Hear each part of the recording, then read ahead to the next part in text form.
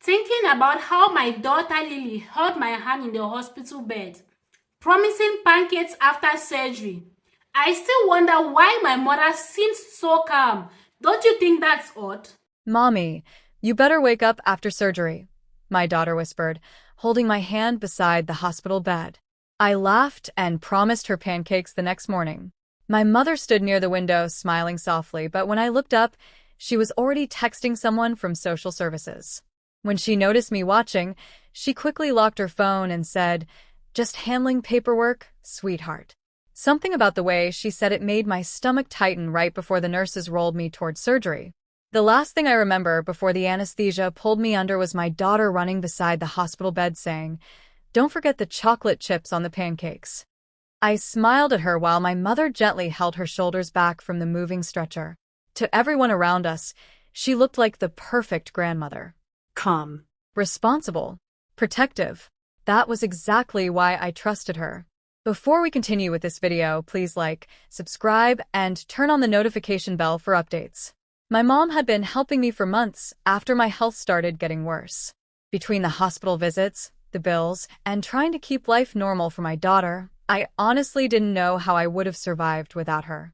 She picked my daughter up from school, stayed overnight when my pain got bad, even handled grocery shopping when I couldn't get out of bed. Every nurse who walked into my room kept saying the same thing. "You're lucky to have your mother." And I believed it. When I finally woke up after surgery, everything felt blurry and heavy. My throat burned. Machines beeped beside me. I turned my head slowly, expecting to see my daughter coloring somewhere in the room like she always did. Instead, there were only nurses. I swallowed hard and whispered, "Where's Lily?" One nurse froze for half a second before forcing a smile. "Just rest for now, okay?"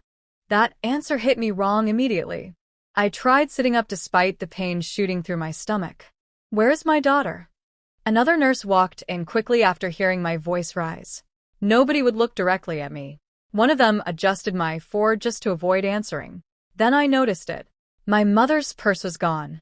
So was Lily's little pink backpack she carried everywhere. And suddenly the room didn't feel safe anymore. I kept asking the same question until my voice turned hoarse. "Where is my daughter?" Finally, a woman from social services stepped into the room holding a clipboard against her chest like a shield. She spoke slowly, carefully, the way people talk to someone they already decided is unstable. "Ms. Carter, temporary emergency placement procedures were approved this morning." I stared at her, not understanding. "What placement?" She exchanged a quick look with the nurse before continuing. "Your mother expressed serious concerns about your ability to safely care for your child after surgery." For a second, I honestly thought there had to be some mistake. "My mother?" I whispered. The woman started listing things from the report. Emotional instability, financial neglect, unsafe living conditions, medication dependency concerns. Every sentence felt like getting hit in the chest because those weren't random accusations. Those were private fears I had cried about in front of my mother late at night when I thought she was comforting me. I grabbed the hospital rail so hard my hands started shaking. "That's not true." "We understand this is emotional," the social worker replied softly, writing something down as I spoke. That made me panic even more. Every reaction I had seemed to prove their case. I reached for my phone and called my mother immediately. Straight to voicemail. Again. Voicemail. Again. Nothing. Then the door opened. My mother walked in carrying coffee, like this was a normal afternoon visit. "Oh, good," she said gently. "You're awake." I looked at her like I was staring at a stranger. "Where's Lily?" She set the coffee down calmly before answering. "She's somewhere safe right now." The way she said safe made my blood run cold. I tried getting out of the hospital bed, so fast that pain tore through my stomach like fire. The monitors beside me started screaming immediately. "Ma'am, you need to lie down," one nurse said, rushing toward me. "No," I shouted, pushing her hand away. She took my daughter. My mother didn't even flinch. She just stood there beside the window, smoothing wrinkles from her jacket, like she had rehearsed this moment already. "You're proving exactly why this had to happen," she said quietly. I felt my entire body go cold. "You planned this." My voice cracked.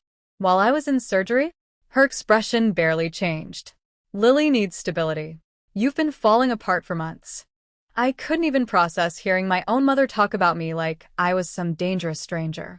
Then she leaned closer and lowered her voice. If you cooperate, maybe this won't become permanent. Permanent. That word shattered something inside me. After she walked out, I sat there shaking so hard the four-line rattled against the bedrail. A few minutes later, a nurse accidentally left a thin folder near my tray table while adjusting my medication. My name was printed across the top. I opened it with trembling hands. Inside were custody forms already signed by my mother dated 2 days before my surgery. My chest tightened so hard I could barely breathe.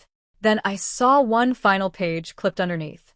Emergency transfer authorization, pre-approved pending medical incapacitation. Before I could fully understand what I was reading, the door opened again. A gray-haired man in a plain dark suit stepped inside and quietly locked the door behind him. "Ms. Carter," he said calmly, showing a badge. "My name is Agent Ramirez. We need to talk about your mother." I stared at the badge in his hand, still trying to catch my breath. "FBI." I whispered. Agent Ramirez nodded once and pulled a chair closer to my hospital bed.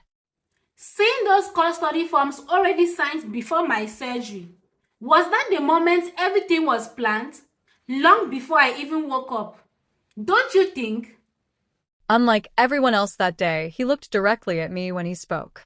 "I know this is going to sound unbelievable," he said carefully, "but your mother has been part of an active federal investigation for the last 3 weeks." For a second, I honestly thought the medication was making me hallucinate. "My mother is not." I stopped myself because suddenly I didn't know what my mother was anymore. Agent Ramirez opened a small file and slid a photograph onto the bed beside me. My mother stood outside a downtown office building talking to 2 people I recognized instantly from the hospital. The same social worker. And one of the administrators from pediatric services. "We've been investigating illegal emergency custody transfers targeting vulnerable parents," he explained. "Medical emergencies, psychiatric holds, surgeries. Situations where parents can't immediately defend themselves." My stomach turned. Then he pressed a button on a small recorder. My mother's voice filled the hospital room. "She won't fight long," she said casually. "Once the paperwork clears, the child is mine." I covered my mouth instantly. "She's emotionally weak already," my mother continued on the recording. "Honestly, she should have lost custody years ago." Tears burned my eyes, but I couldn't look away from the recorder. Agent Ramirez stopped the audio before speaking again.